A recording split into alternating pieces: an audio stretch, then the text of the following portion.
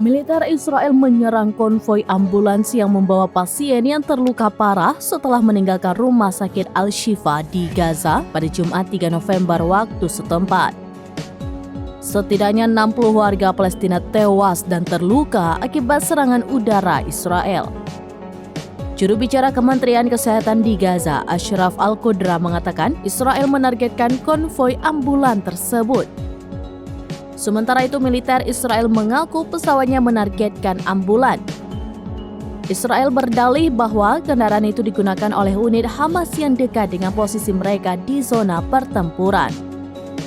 Direktur Jenderal Organisasi Kesehatan Dunia atau WHO, Tedros Adhanom Ghebreyesus, mengecam keras serangan Israel terhadap ambulan yang membawa pasien.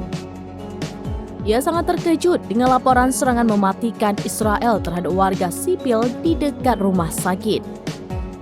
Adapun kejadian ini beberapa jam setelah militer Israel mengebom sejumlah rumah sakit di Gaza. Dilaporkan serangan Israel menghantam gerbang depan rumah sakit Al-Shifa, rumah sakit terbesar di Gaza. Juru bicara Masyarakat Bulan Sabit Merah Palestina, Muhammad Abu Musbah, mengatakan pintu masuk ke rumah sakit dipenuhi warga sipil ketika serangan itu terjadi.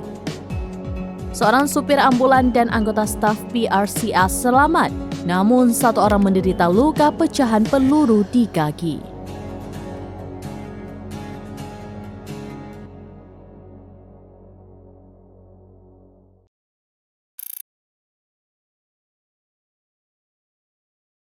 Download Tribun X sekarang, menghadirkan lokal menjadi Indonesia.